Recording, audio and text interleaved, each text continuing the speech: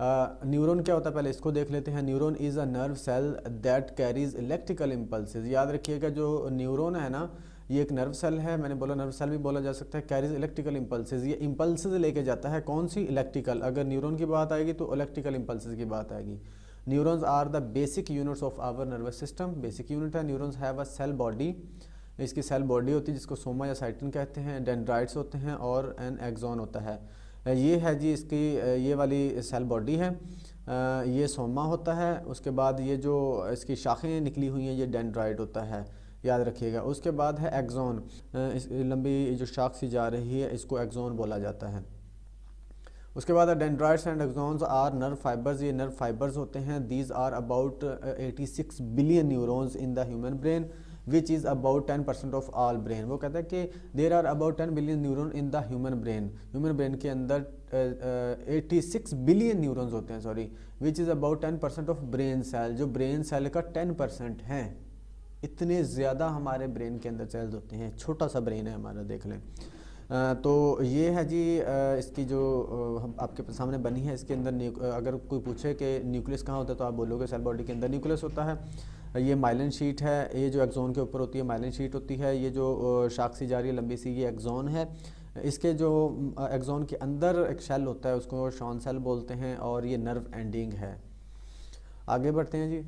ये अब हम न्यूरोट्रांसमीटर को देखते हैं। Neurotransmitter are often refer to as a body's chemical messengers. जब न्यूरॉन की बात आएगी तो इलेक्ट्रिकल की बात आएगी, जब न्यूरोट्रांसमीटर की बात आएगी तो केमिकल की बात आएगी। याद रखिएगा आपका कोई भी टेस्ट है अगर तो वो सिर्फ किसी क्लास का टेस्ट है तो हो सकता है आपसे सिंपल क्वेश्चंस किए गए हों, लेकिन अगर आपका पीपीएससी, एफपीएससी या सीएसएस टाइप का होगा तो उसमें आपको सीधे सीधे क्वेश्चन नहीं दिए जाएंगे। हो सकता है दे भी दें, लेकिन अगर उन्होंने नहीं दिए तो वो कंसेप्चुअल क्वेश्चन होंगे। जैसे न्यूरोट्रांसमीटर वो आपको ऑप्शन दे देता है कि केमिकल, इलेक्ट्रिकल, उसके बाद नन ऑफ दीज, इस तरह के को दे देता है तो वो केमिकल आएगा यहाँ पर। They are the molecules used by the nervous system to transmit messages between neuron and from neuron to muscles. याद रखिए जो न्यूरॉन्स के दरमियान में एक न्यूरॉन से दूसरे न्यूरॉन में जो पैगाम को ट्रांसमिट करना होता है वो न्यूरोट्रांसमीटर्स ने करना होता है, या न्यूरॉन से मसल्स को जो ट्रांसफ़र करना होता है। याद रखिएगा। Whether a neurotransmitter is excitatory और inhibitory depends on the receptor it binds to. कहते चाहे चूँकि न्यूरॉन ट्रांसमीटर्स की दो टाइप्स होती हैं, एक एक्साइटेटरी एक इनहिबिटरी। वो कहते कोई भी होगा इनमें से तो यही काम वो करेगा। एक्साइटेटरी क्या होता है? एक्साइटेटरी न्यूरोट्रांसमीटर वो न्यूरोट्रांसमीटर होता है जो एक्शन पोटेंशियल को जनरेट करता है, यानी कि होने देता है।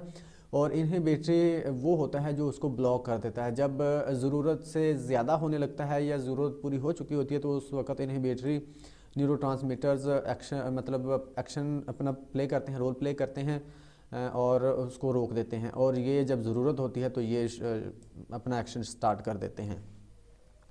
और ये एक्शन पोटेंशियल हो रहा है जी सारा इसके अंदर न्यूरोट्रांसमीटर के अंदर, एक न्यूरॉन से दूसरे न्यूरॉन के दरमियान जो चीज़ें हो रही है यहाँ पर न्यूरोट्रांसमीटर अपना रोल प्ले करते हैं। एक न्यूरॉन से दूसरे न्यूरॉन में जो पैगाम जाना होता है वो लेके जाते हैं। न्यूरोट्रांसमीटर हेल्प करते हैं एक दूसरे से, एक न्यूरोट्रांसमीटर से दूसरे, सॉरी, एक न्यूरॉन से दूसरे न्यूरॉन में। ये जो जगह है जहाँ पर ये सारा प्रोसेस हो रहा होता है इसको साइनेप्टिक क्लेफ्ट बोलते हैं। याद रखिएगा, इसको साइनेप्स भी बोलते हैं, साइनेप्टिक क्लेफ्ट भी बोलते हैं।